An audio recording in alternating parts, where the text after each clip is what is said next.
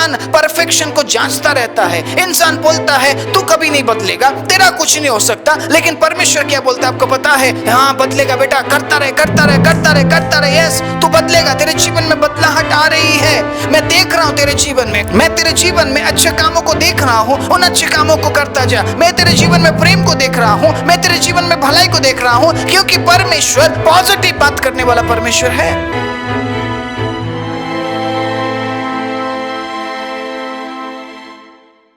आप सभी को जय मसीह की, प्रभु यीशु मसीह के नाम से मैं आप सभी का स्वागत करता हूं आज के वचन के लिए। परमेश्वर के अजीज हो, हमें क्यों बार बार वचन पढ़ना चाहिए, क्यों हमें प्रचारों को सुनना चाहिए?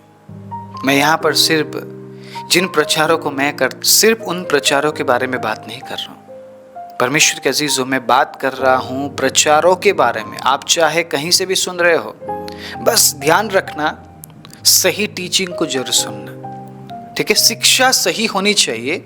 आप कहीं से भी आप सुनिए। आपको प्रभु में बढ़ने के लिए प्रचारों को सुनने की जरूरत है। प्रभु में बढ़ने के लिए आपको प्रचार सुनना पड़ेगा, प्रचारों को सुनना पड़ेगा। हालेलुया। तब जाकर आप प्रभु में आप बढ़ पाएंगे। वचन को आपको सुनना पड़ेगा। क्यों हमें बार बार प्रचार सुनने की जरूरत है? क्यों हमें हर दिन वचन को मनन करने की जरूरत है? क्यों हमें वचन में बने रहने की जरूरत है? परमेश्वर के अजीजों, क्योंकि आप कौन है और आपके जीवन का उद्देश्य क्या है, सिर्फ आप वचन से मालूम कर सकते हैं। हालेलुया। सिर्फ आप वचन से मालूम कर सकते हैं who you are and what is the purpose of your life. सिर्फ परमेश्वर के वचन के जरिए ही आप मालूम कर सकते हैं कि आप कौन है, आपके जीवन का मकसद क्या है। अगर आप सिर्फ वचन को पढ़ रहे हैं और स्टोर करते जा रहे हैं, अगर आप उन वचनों को इस्तेमाल नहीं कर रहे हैं परमेश्वर के अजीज, तो आप उन तमाम मकसदों को आप नहीं समझ पाएंगे जो वाकई में आपके जीवन का मकसद है। आप उन तमाम उद्देश्यों को आप समझ ही नहीं पाएंगे। पौलुस एक समय में अपने बारे में क्या सोचता था कि मैं ही सबसे अच्छा व्यक्ति हूं, मैं ही सबसे धर्मी हूं, मुझसे अच्छा और कोई नहीं, मुझसे ज्ञानी कोई नहीं, मुझसे ज्यादा धर्मी कोई नहीं। लेकिन जब परमेश्वर का अजीजों उसने वचन को पढ़ा, परमेश्वर को जाना, परमेश्वर को समझा, उसके बाद उसे क्या लगता है कि मैं सबसे बड़ा पापी हूँ, संसार का ज्ञान मेरे लिए कूड़ा है। आप समझ रहे हैं परमेश्वर के वचन से परमेश्वर कौन सी बातें आपके जीवन में रिवील करता है। हर दिन वचन को मनन करना बहुत जरूरी है। मैं वाकई में एक वचन से बहुत आशीषित हुआ हूँ।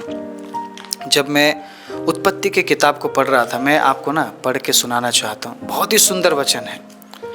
हम कई बार सोचते हैं प्रभु हमारे प्रार्थना को नहीं सुनते हैं, है ना?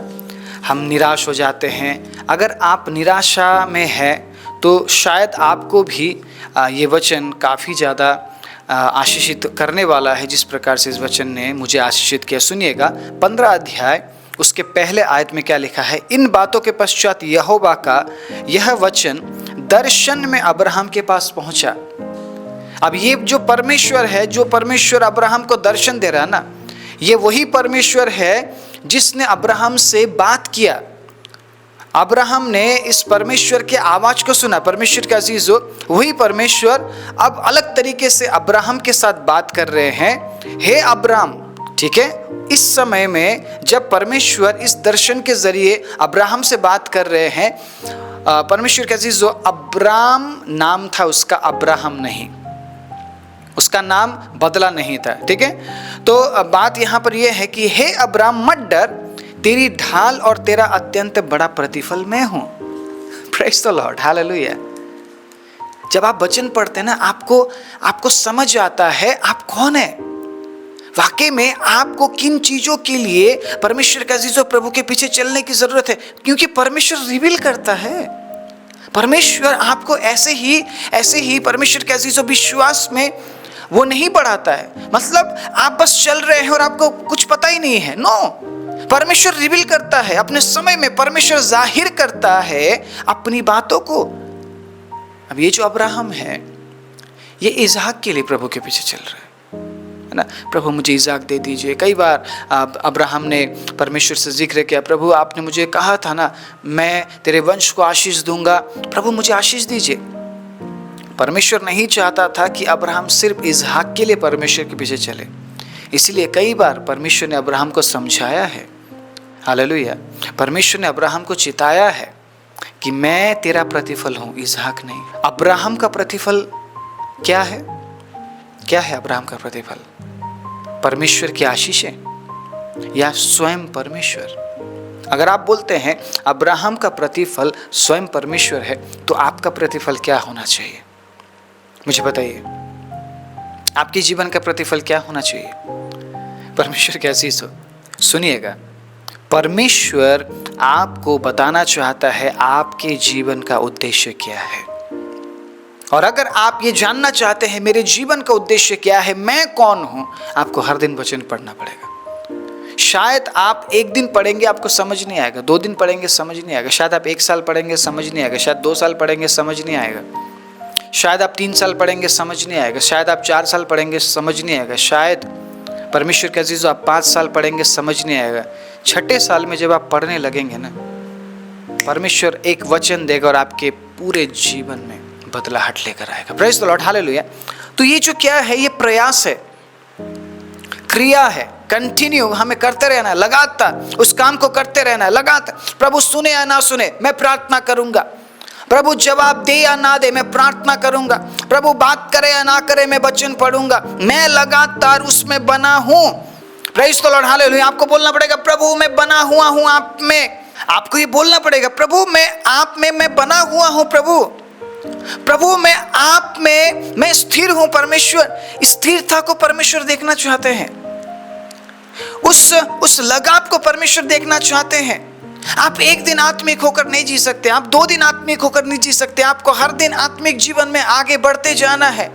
अगर आज मैं 10 मिनट प्रार्थना कर रहा हूं, तो कल के दिन मेरा प्रार्थना 10 मिनट का ना हो, कल के दिन मैं 15 मिनट प्रार्थना करने वाला बन जाऊं। अगर आज मैं 1 चैप्टर पढ़ रहा हूं, कल के दिन मैं 2 चैप्टर पढ़ने वाला बन जाऊं। प्रभु को और अधिक प्रेम कीजिए, क्योंकि जो परमेश्वर को प्रेम करते हैं वो वचन से प्रेम करते हैं और वचन को पढ़ते हैं परमेश्वर का अजीज़ों और उसके अनुसार चलते हैं। यहोशू को परमेश्वर ने आज्ञा दिया। क्या आज्ञा दिया यहोशू को? कि तू सिर्फ वचनों को पढ़ और चलता रहे, आगे बढ़ता जा। जैसा लिखा है अगर इसके अनुसार करने की तू चौकसी करे, मतलब अगर तू इन वचनों के अनुसार चलने की तू चाहत दिखाए और तू लगातार प्रयास करता रहे, तो मैं तेरे साथ हूं। हालेलुया। परमेश्वर को भी पता है इंसान परफेक्ट नहीं है, इंसान को समय चाहिए, इसलिए समय दिया है ना उसने आपको। उसने आपको 50 साल दिया है, तो उसने आपको 60 साल दिया है, तो उसने आपको 70 साल दिया है, तो उसने आपको 80 साल दिया है। तो परमेश्वर तुरंत जवाब नहीं मांग रहा आपसे, आज तूने बाइबल उठाया है, आज ही तू उसके अनुसार चल। ये इंसान कहता है, इंसान ऐसा कहता है, इंसान परफेक्शन को जांचता रहता है, इंसान बोलता है तू कभी नहीं बदलेगा, तेरा कुछ नहीं हो सकता। लेकिन परमेश्वर क्या बोलता है आपको पता है? हाँ बदलेगा बेटा, करता रहे करता रहे करता रहे करता रहे। यस, तू बदलेगा, तेरे जीवन में बदलाहट आ रही है। मैं देख रहा हूं तेरे जीवन में, मैं तेरे जीवन में अच्छे कामों को देख रहा हूं, उन अच्छे कामों को करता जा। मैं तेरे जीवन में प्रेम को देख रहा हूं, मैं तेरे जीवन में भलाई को देख रहा हूं, क्योंकि परमेश्वर पॉजिटिव बात करने वाला परमेश्वर है। इंसान नकारात्मक घोषणाओं को करता है, लेकिन परमेश्वर सकारात्मक घोषणाओं को करते हैं। मैंने क्या बताया था कुछ दिन पहले, आपके जीवन में अगर बुराई है तो आपके जीवन में अच्छाई भी है। आप बुराई के बारे में ज़्यादा बात करना पसंद करते हैं, ना कि अपने अच्छाई के बारे में। अगर एक भी अच्छाई आपके अंदर पाई जाती है ना, उस अच्छाई के जरिए और 100 अच्छाइयों को आप पैदा कीजिए। आप कर सकते हैं, आप कर सकते हैं। अगर एक बुराई 100 बुराई को पैदा करती है, तो एक अच्छाई 1000 अच्छाई को पैदा करना चाहिए। हालेलुया। बुराई से मत हारो, बल्कि भलाई से बुराई को जीत लो, ये प्रभु का वचन है।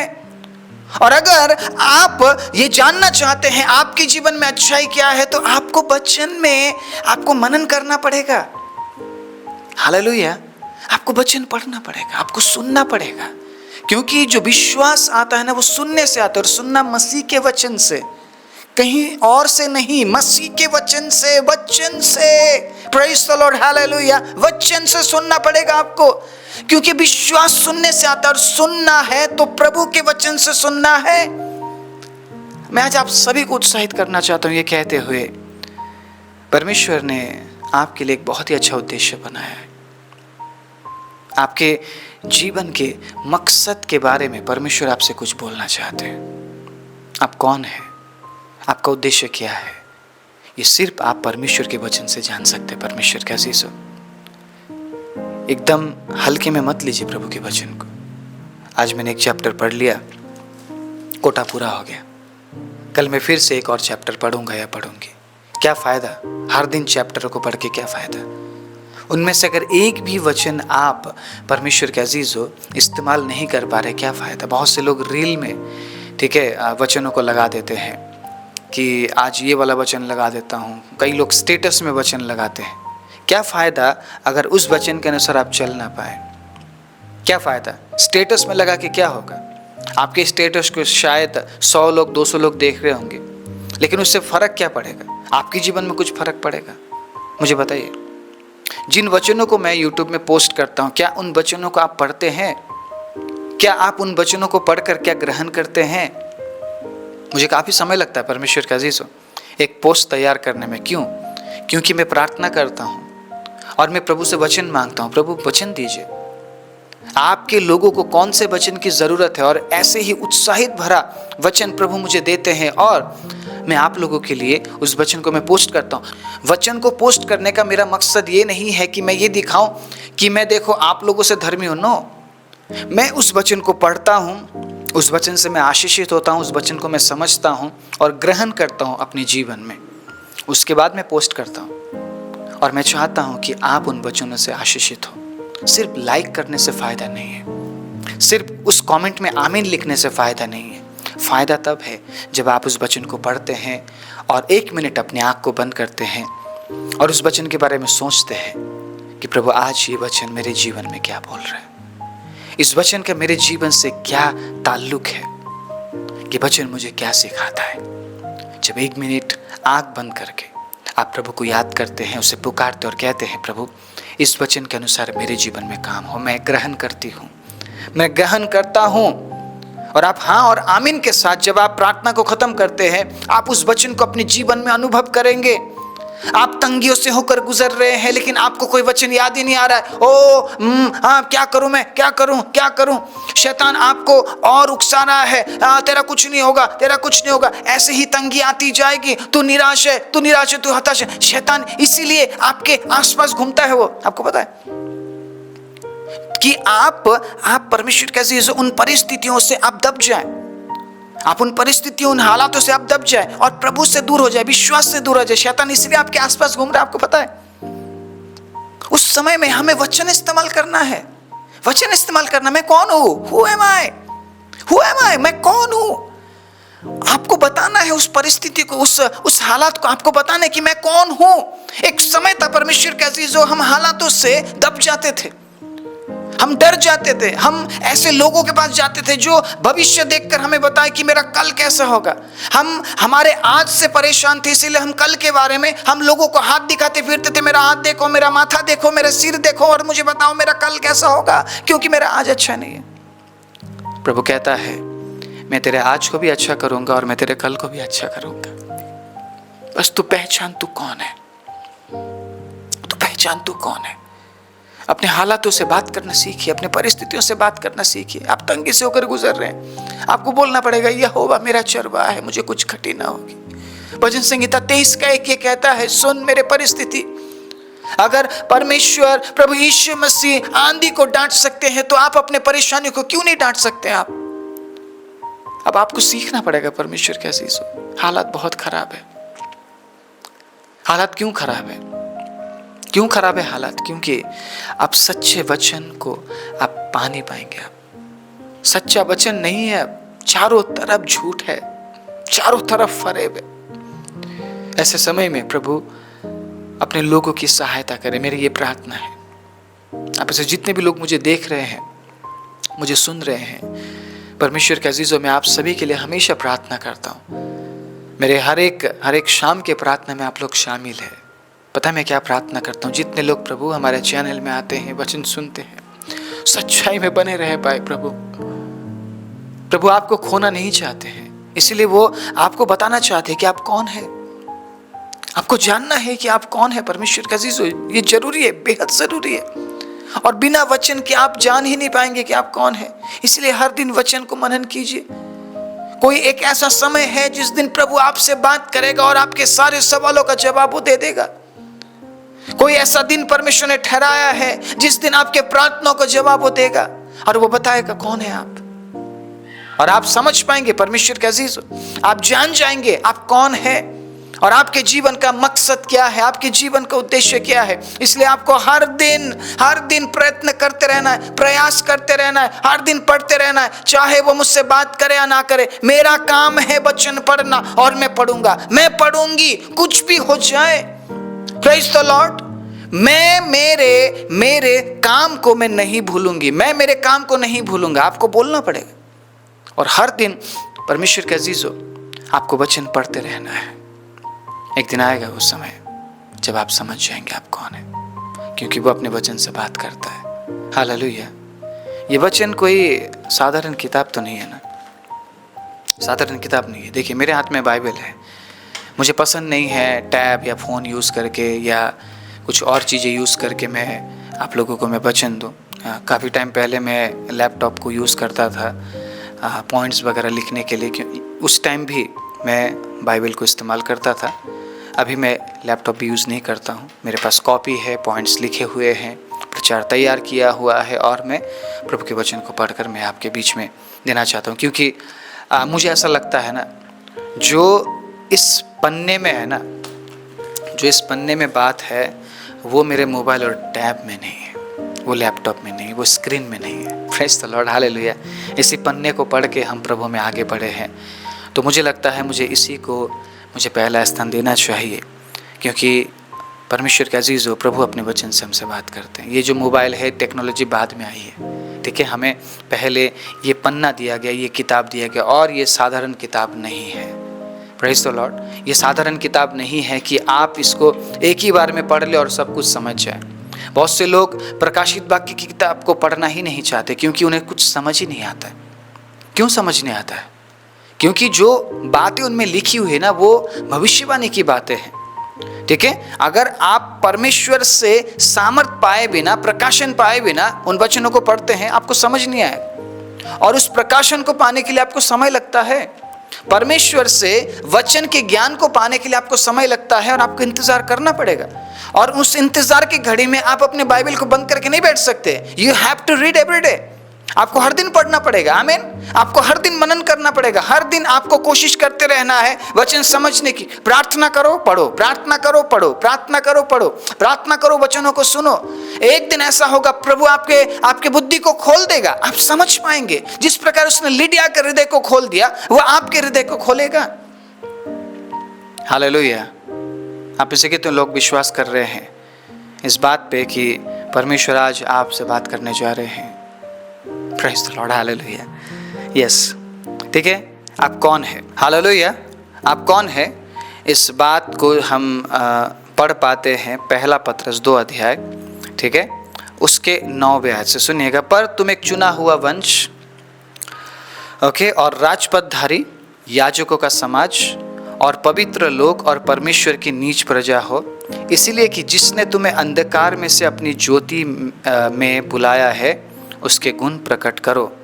सुनिएगा 10वें आयत में बहुत इंपॉर्टेंट बात लिखा है। तुम पहले तो कुछ भी नहीं थे, पर अब परमेश्वर की प्रजा हो। तुम पर दया नहीं हुई थी, पर अब तुम पर दया हुई है। सुन रहे हैं आप? आप कौन है? कौन है आप?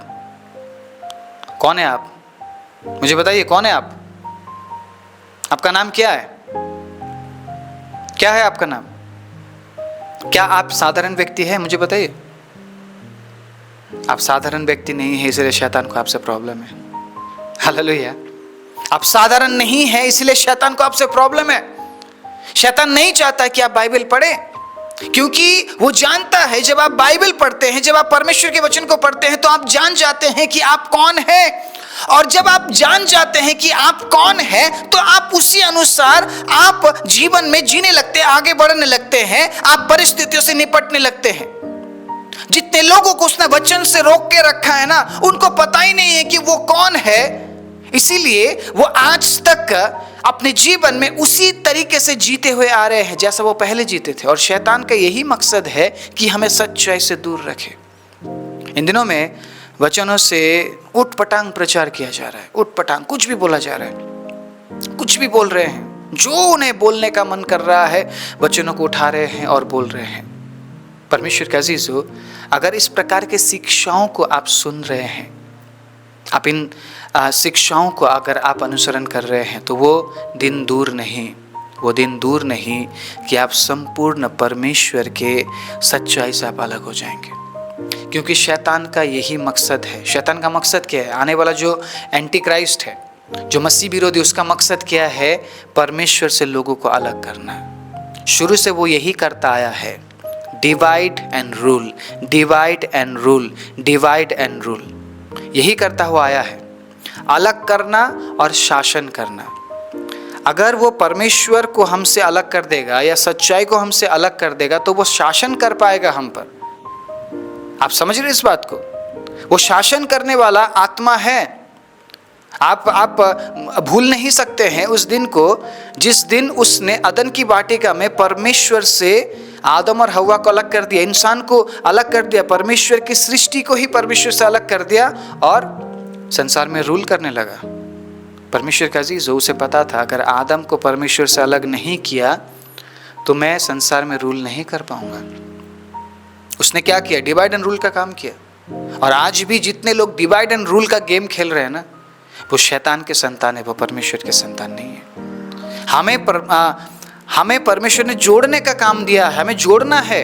हालेलुया। वचन में लिखा है हमें मेल मिलाप की सेवा सौंप दी गई है, हमें मेल मिलाप में लाया है और हमें मेल मिलाप की सेवा सौंप दी गई है। यीशु ने मेल मिलाप कराया है, हमारा मेल परमेश्वर के साथ कराया है और साथ में उसने हमें ये सेवा सौंप दी है कि हम भी मेल मिलाप कराए। कलीसिया में बहुत से परिवार ऐसे आते हैं, पति पत्नी का कोई मेल मिलाप नहीं है। हमारी जिम्मेदारी बनती है कि हम मेल मिलाप कराएं, क्योंकि ये सेवा प्रभु ने हमें सौंप दी है।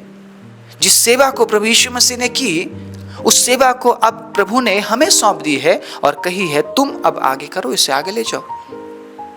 हालेलुया। बच्चों को माँ बाप से मिलाना, पति को पत्नी से मिलाना, पत्नी को पति से मिलाना, ये जो सेवा है हमें सौंप दी गई है। हमें एक दूसरे को मेल मिलाप कराना है और इसके लिए हमें प्रार्थना करना होता है, हमें वचनों से समझाना होता है, हमें संगति देना, तो हम करते हैं। प्रेज़ द लॉर्ड, हम करते हैं क्योंकि ये सेवा हमें सौंप दी गई है। मैं आज आप सभी को उत्साहित करना चाहता हूं, आप वचन पढ़िए ताकि आप अपने बारे में जान सके हु यू आर, आप कौन है। आप साधारण व्यक्ति तो बिल्कुल भी नहीं है, इसीलिए शैतान को प्रॉब्लम है आपसे। क्यों शैतान अलग अलग प्रकार से आपको गिराना चाहता है? क्योंकि वो जानता है कि आप साधारण व्यक्ति नहीं, आप परमेश्वर की प्रजा है। बोलिए मैं परमेश्वर की प्रजा हूं। बोलिए मैं परमेश्वर की प्रजा हूं। इसीलिए मुझे मेरे जीवन के बारे में ध्यान रखना जरूरी है कि मैं चाल चल रहा हूं, मैं कैसा जीवन जी रहा हूं, मैं कैसा जीवन जी रही हूं। मुझे ध्यान रखना पड़ेगा, क्योंकि अब मैं वैसा नहीं हूं जैसा मैं पहले था। अब मैं परमेश्वर की प्रजा हूं प्रभु यीशु मसीह की वजह से। हालेलुया। और इस बात को आप सिर्फ वचन से मालूम कर सकते हैं। कोई व्यक्ति आपको आकर बोल दे आप तो बहुत अच्छे हैं, आप ये है वो है, ठीक है, बहुत बढ़िया बात है, लेकिन वो सच्चाई नहीं है। सच्चाई ये है कि आप परमेश्वर की प्रजा है। बहुत से लोग झूठी तारीफ करते हैं, आपको पता है, आपके मुंह पे तारीफ करते लेकिन आपके पीठ पीछे वो आपकी बुराई करते हैं। इसीलिए मैं कभी भी इंसान के तारीफ को ना बहुत गहरी तरफ से मैं नहीं लेता हूँ, गहराई से मैं नहीं लेता हूँ। बिल्कुल मैं इमोशनल नहीं हो जाता हूँ कि जब कोई मेरा तारीफ करे। नो प्रॉब्लम, बहुत बहुत धन्यवाद, प्रभु आपको आशीष दे। ये प्रभु की महिमा है, ये प्रभु की महिमा है। हालेलुया। कि आज आप मेरे बारे में अच्छे शब्द बोल रहे, प्रभु की महिमा है। ज्यादा आप गहराई में मत जाइए, ऊपर से लीजिए, धन्यवाद बोलिए, क्योंकि यही जो व्यक्ति जो आपकी तारीफ कर रहा है कुछ समय बाद आपकी बुराई भी करेगा। सच्चाई यही है। आपके बारे में जो संसार में बोला जा रहा है कई बार वो सच्चाई नहीं है। आपके बारे में जो वचन में बोला जा रहा है और मेरे बारे में जो वचन में बोला जा रहा है ये सत्य है कि हम परमेश्वर की प्रजा है। हालेलुया। हम परमेश्वर की प्रजा है और हमारे जीवन का मकसद क्या है? हम अगर ये जान गए हैं हम ये जान गए हैं कि हम कौन है परमेश्वर के अजीज़ों, तो हमारे जीवन के मकसद के बारे में भी लिखा है यहाँ पर 9वें आयत को जब आप अच्छे से पढ़ेंगे, आखिरी लाइन में लिखा है उसके गुण को प्रकट करो। हमारे जीवन का मकसद क्या है कि हम उसके गुण को प्रकट करें। एक बार फिर से मैं आपको फिलिपियों की किताब में लेकर जाना चाहता हूँ परमेश्वर के अजीज़ों। मुझे ये वचन काफ़ी अच्छा लगता है और आज इस टॉपिक के साथ ये वचन बहुत ही मेल खाता है। ठीक है, हमारा मकसद क्या है सुनिएगा, फिलिपी 3 अध्याय उसके 12वीं आयत से। ठीक है, सुनिएगा, ये मतलब नहीं कि मैं पा चुका हूँ। संसार में आप बहुत ही प्रसिद्धि आप पा रहे हैं। मैं दिल से मैं शुक्रिया कहता हूँ मेरे परमेश्वर का कि प्रभु ने आपको आशीष दिया है। ठीक है, प्रभु ने आपको उठाया है, आपको ऊंचा किया है, लेकिन ये नहीं कि मैं पा चुका हूँ। आप उन चीज़ों को पाने के बाद आप ये नहीं बोल सकती कि मैंने सब कुछ पा लिया। नो, आपने कुछ भी नहीं पाया है, आपने कुछ भी हासिल नहीं किया है, क्योंकि जो चीज़ें आपके पास संसार में है वो नष्ट हो जाएगी। जो धन आपने बटोरा है खत्म हो जाएगा, कुछ भी आपके साथ नहीं जाने वाला है। पौलुस समझ चुका था इस बात को। जिस ज्ञान में पहले वो घमंड करता था, आप कह रहा है ये मतलब नहीं कि मैं पा चुका हूँ या मैं सिद्ध हो चुका हूँ। आपके जीवन का उद्देश्य क्या है, ये सिर्फ वचन पढ़ने से पता चलेगा। कोई आकर आपके बारे में भविष्यवाणी कर दे, भाई या बहन आपकी जीवन में ये होने वाला वो होने वाला है। परमेश्वर के अजीज़ों, भविष्यवाणियों को तुच्छ मत जानो बोला गया है। यस, तुच्छ नहीं जानना चाहिए भविष्यवाणी को, लेकिन बहुत सी भविष्यवाणियाँ झूठी है। मेरे लिए एक भाई ने भविष्यवाणी किया, ऐसा होने वाला वैसा होने वाला करके। ठीक है, जब वो भाई भविष्यवाणी कर रहा था ना, मुझे उसी टाइम पता चल गया था ये परमेश्वर की ओर से नहीं है। पवित्र आत्मा मेरे अंदर भी है, और पवित्र आत्मा जो बातें सही नहीं है ना, उसके बारे में पहले ही हमें कन्फर्मेशन दे देते हैं। आप ग्रहण बिल्कुल भी नहीं कर पाएंगे उन बातों को जो पवित्र आत्मा की ओर से नहीं है। ठीक है, उस भाई ने मीटिंग के दौरान, ठीक है, मेरे लिए भविष्यवाणी किया। काफ़ी साल पहले की बात है। उसी वक्त परमेश्वर के अजीज़ और पवित्र आत्मा ने मुझे प्रकट कर दिया, ये परमेश्वर की ओर से नहीं है, एक्सेप्ट मत करना। एक्सेप्ट करने का तो चलो दूर की बात है, ठीक है, मतलब वो है ही नहीं परमेश्वर की ओर से। तो एक्सेप्ट करने का मतलब तू इसके पीछे मत चलना, मतलब इसने बोल दिया तो अब बस इसके पीछे लगा मत रहना कि प्रभु आप क्यों नहीं दे रहे। कई बार लोग भविष्यवाणी करके चले जाते, निकल जाते, उसके बाद हम परमेश्वर से बात करते रहते कि प्रभु मेरे लिए भविष्यवाणी हुई है। आप जानिए तो सही, आपके लिए भविष्यवाणी सच्चाई के जरिए किया गया या नहीं। कुछ भी लोग आकर बोलकर चले जाएंगे तो आप क्या मान लेंगे, और वो बातें आपके जीवन में नहीं हुई, फिर आप परमेश्वर को दोष देंगे कि प्रभु उस व्यक्ति ने तो भविष्यवाणी किया, आप नहीं कर रहे काम। आप समझ रहे हैं, हम इंसान के वजह से परमेश्वर पर दोष लगाने के लिए भी तैयार हो जाते हैं। लेकिन उससे भी पहले एक प्रभु के दास ने मेरे लिए भविष्यवाणी किया था। 3 बातें, तीनों बातें मेरे आंखों के सामने पूरा हुआ है। हालेलुया, तीनों बातें मेरे आंखों के सामने पूरा हुआ है। अभी भी मैं परमेश्वर की उपस्थिति को महसूस कर रहा हूँ। जब मैं उन भविष्यवाणी के बारे में मैं सोच रहा हूँ ना, मैं प्रभु की उपस्थिति को महसूस कर रहा हूँ, क्योंकि वो बातें परमेश्वर की ओर से थी, परमेश्वर के अजीज़। और जब मैं इन बातों को जिक्र कर रहा हूँ आपके बीच में, तो मैं परमेश्वर के भलाई को मैं महसूस कर रहा हूँ, क्योंकि प्रभु जो कहते हैं ना उसको पूरा करते हैं। झूठी भविष्यवाणियाँ बहुत सारी हैं इन दिनों में। मैं भविष्यवाणियों को तुच्छ बिल्कुल भी जानने के लिए नहीं बोल रहा हूँ, बिल्कुल भी तुच्छ नहीं जानना है। प्रभु बात करते हैं, मैं विश्वास करता हूँ इस बात में, लेकिन हर एक भविष्यवाणी सच्ची नहीं है। बहुत से लोग आपको बोलेंगे भाई आपको ये मिलने वाला है, वो मिलने वाला है, ऐसा होने वाला है, वैसा होने वाला है। Don't trust them. अगर प्रभु ने आपके लिए तैयार की है, कोई भविष्यवाणी करे या ना करे, परमेश्वर आपके जीवन में पूरा करेगा। आमीन। कोई भविष्यवाणी करे या ना करे, कोई आकर बोले या ना बोले, परमेश्वर ने अगर आपके जीवन के लिए किसी भी बात को तय किया है, परमेश्वर उन बातों का आपके जीवन में पूरा करके ही रहेंगे। उसके लिए परमेश्वर को किसी भविष्य वक्ता की जरूरत नहीं है। Praise the Lord. प्रभु कई बार भविष्यवाणी करते हैं हमारे लिए, वो हमारे उत्साह के लिए होता है। कई बार हम टूट जाते हैं परमेश्वर के अजीज़ों, हम विश्वास नहीं कर पाते, हम भरोसा नहीं कर पाते। ऐसे समय में प्रभु एक वचन देकर अपने दास को भेजता और कहता है उसे मजबूत होने के लिए बोल। मैंने उसके प्रार्थनाओं को सुना है, वो स्ट्रांग हो जाए, मैं उसके जीवन में काम करूँगा, वो हिम्मत ना हारे। Praise the Lord. आने वाले दिनों में मैं उसके जीवन में ऐसा करने वाला हूँ। बहुत से लोगों के लिए ऐसा प्रभु बोलते हैं, मेरे लिए भी बोला है, आपके लिए भी प्रभु बोल सकते हैं। लेकिन मेरा कहने का मतलब ये नहीं है कि जो भविष्यवाणी कर रहा है वो हर एक भविष्यवाणी झूठी, लेकिन ज़्यादातर भविष्यवाणी झूठी है। परमेश्वर के अज़ीज़ हो, इसीलिए भविष्यवाणी के लिए अपने आप को तैयार ना करें, बल्कि परमेश्वर के लिए तैयार करें, परमेश्वर के उद्देश्य को पूरा करने के लिए अपने आप को तैयार करें। और यहाँ पे परमेश्वर के अज़ीज़ हो, पौलुस जिस प्रकार से बात कर रहा है, पर उस पदार्थ को पकड़ने के लिए दौड़ा चला जाता हूँ जिसके लिए मसीह यीशु ने मुझे पकड़ा था। हे भाइयों, मेरी भावना नहीं कि मैं पकड़ चुका हूँ, परंतु केवल यह काम करता हूँ कि जो बातें पीछे रह गई है उनको भूलकर आगे की बातों की ओर बढ़ता हुआ निशाने की ओर दौड़ा चला जाता हूँ, ताकि वो इनाम पाऊँ जिसके लिए परमेश्वर ने मुझे यीशु में ऊपर बुलाया है। आपके जीवन का उद्देश्य क्या है? कि आप उस इनाम को पाएं, उस जीवन के मुकुट को आप हासिल करें। परमेश्वर के अज़ीज़ हो, आपको उस इनाम को पाने के लिए अपने आप को तैयार करना पड़ेगा। उस इनाम को पाने के लिए परमेश्वर के अज़ीज़ हो, अपने आप को सक्षम बनाना पड़ेगा। और उस इनाम को पाने के लिए, अपने आप को सक्षम बनाने के लिए परमेश्वर के अज़ीज़ हो, आपको जानना जरूरी है आप कौन है। जब आप जान जाते हैं कि आप परमेश्वर की प्रजा है, तो आप अपने आप को उसी तरीके से आप चलाने लगते हैं। आपका नजरिया वैसा बन जाता है, आपका चाल चलन वैसा बन जाता है, और आप अपने आप को सक्षम बनाते हैं परमेश्वर के उस अद्भुत इनाम के लिए। जिस इनाम के लिए परमेश्वर ने आपको चुना, पकड़ा और बुलाया है। आपके जीवन का उद्देश्य सिर्फ संसारिक चीजों को पाने का नहीं है। पौलुस के पास सब कुछ था, फिर भी वो कहता है ये मतलब नहीं कि मैं पा चुका हूं। नहीं, उसका कहने का क्या मतलब है? जो संसारिक चीजें है, सिर्फ वही चीजें नहीं है जो मुझे पानी है। मुझे उस पदार्थ को पकड़ना है, मुझे उस इनाम को पाना है जिसके लिए परमेश्वर ने मुझे चुना है।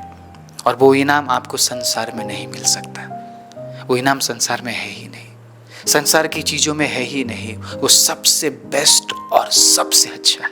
हालेलुया। वो सिर्फ परमेश्वर की प्रजा को मिल सकती है।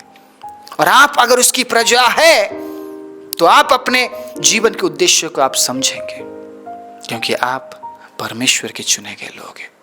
और वो आपको इनाम देना चाहता है, और वो इनाम संसार में नहीं है। उस इनाम के लिए आपको अपने आप को सक्षम बनाना पड़ेगा, उस उद्देश्य को समझना पड़ेगा, और परमेश्वर के राज्य में प्रवेश करने के लिए खुद को तैयार करना पड़ेगा। आइए अपनी आंखों को बंद करें। राजाओं के राजा, प्रभुओं के प्रभु, सर्वशक्तिमान जीवित दयालु परमेश्वर, जितने भी लोग आज इस वचन को सुन रहे हैं, ये लोग साधारण लोग नहीं हैं। ये लोग आपकी प्रजा है प्रभु। ये लोग आपसे प्रेम करने वाले लोग हैं प्रभु। ये उनके जीवन के उद्देश्य को समझते हैं वचन के जरिए। प्रभु, होने दीजिए जिस इनाम के लिए आपने हमें चुना, पकड़ा और बुलाया है, उस इनाम के लिए हम अपने आप को तैयार करें, हम सक्षम बने, और प्रभु आपके राज्य के लिए प्रभु हर दिन हम प्रयत्न करते जाएं और उस इनाम को हम हासिल कर सकें। वचन सुनने वाले सभी पर मैं आपके उस अद्भुत छुटकारे की घोषणा करते हुए प्रार्थना प्रभु यीशु मसीह के नाम से मांगता हूँ। आमीन।